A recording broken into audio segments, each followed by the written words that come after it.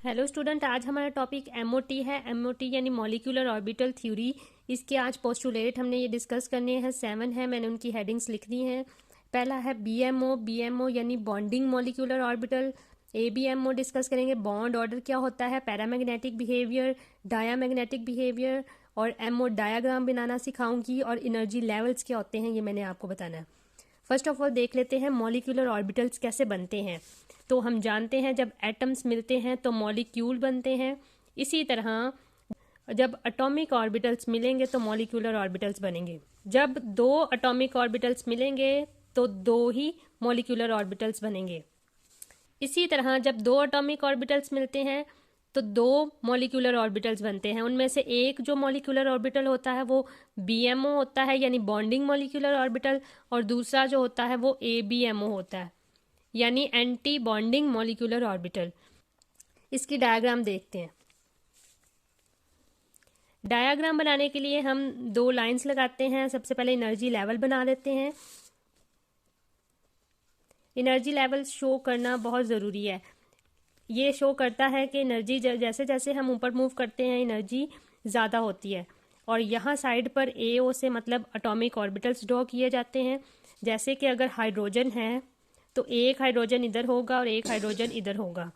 तो यहाँ हमने जो लाइन है वहाँ एटॉमिक ऑर्बिटल्स ड्रॉ करने हैं। एटॉमिक ऑर्बिटल्स ड्रॉ करने से पहले आपको हाइड्रोजन की कन्फिग्रेशन पता होनी चाहिए।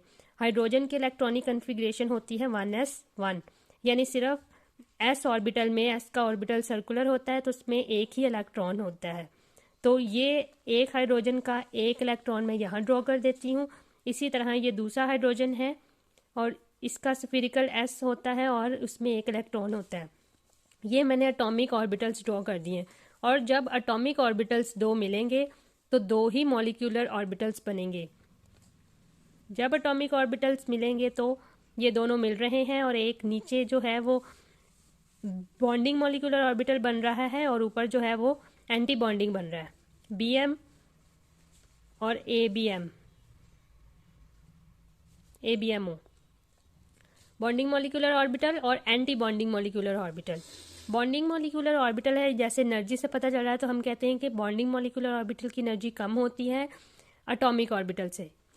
यही आपने डेफिनेशन में लिखना है। अब मेरे पास अभी नोट्स हैं, मैं वो भी आपको शेयर करती हूँ। और जो एंटी बॉन्डिंग में होते हैं उनकी एनर्जी जो होती है वो एटॉमिक ऑर्बिटल से ज़्यादा होती है।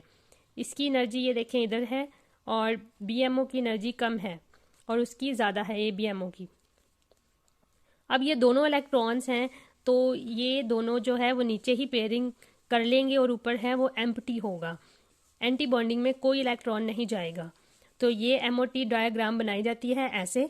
और इसके बाद इसका एनर्जी लेवल देख लेते हैं। एनर्जी लेवल जैसे हमने ये इलेक्ट्रॉनिक कन्फिग्रेशन ऐसे शो करते हैं, सेम ऐसे ही बस हम सिग्मा लगाते हैं और बाकी वैसे लिखते हैं, सिग्मा 1s1। जब आप डायग्राम बनाना सीख जाएंगे तो आपको बीएमओ का और एबीएमओ का कॉन्सेप्ट भी क्लियर हो जाएगा। नेक्स्ट हम सीखते हैं कि बॉन्ड ऑर्डर क्या होता है। बॉन्ड ऑर्डर निकालने के लिए हम क्या करते हैं कि जो एंटी बॉन्डिंग में होते हैं और बॉन्डिंग में होते हैं उनको माइनस करते हैं। बीएमओ को माइनस करते हैं एबीएमओ से, जो उनमें इलेक्ट्रॉन्स हैं उनको डिवाइड कर देते हैं 2 में। यहाँ देखें बॉन्डिंग में कितने इलेक्ट्रॉन्स हैं, 2 लिखे, और माइनस एंटी बॉन्डिंग में 0 है और इसको डिवाइड कर दिया 2 पे। 2 माइनस 0 2 और नीचे 2, तो इसी तरह 1 आएगा। बॉन्ड ऑर्डर हमारे पास 1 आएगा। 1 से क्या मतलब है कि हाइड्रोजन और हाइड्रोजन के दरमियान 1 बॉन्ड है यानी सिंगल बॉन्ड है, जिसको हम सिग्मा बॉन्ड कहते हैं। नेक्स्ट देखें पैरामैग्नेटिक क्या होता है और डायामैग्नेटिक। पैरामैग्नेटिक ऐसी सब्सटेंस होती हैं, ऐसे एटम्स होते हैं जो कि इलेक्ट्रिसिटी या मैग्नेटिक फील्ड में करंट प्रोड्यूस करते हैं। और जो डायामैग्नेटिक होते हैं ये मैग्नेटिक फील्ड में अट्रैक्ट नहीं होते। ये मैग्नेटिक फील्ड में पैरामैग्नेटिक होते हैं, जो वो अट्रैक्ट करते हैं मैग्नेटिक फील्ड को, ये अट्रैक्ट नहीं करते। पैरामैग्नेटिक होते हैं वो होते हैं जिनमें अनपेयर इलेक्ट्रॉन होते हैं, और डायामैग्नेटिक में पेयर इलेक्ट्रॉन होते हैं। यानी जब दो इलेक्ट्रॉन पेयर की फॉर्म में होंगे वो डायामैग्नेटिक होंगे और जब अनपेयर फॉर्म होंगे तो वो पैरामैग्नेटिक होंगे।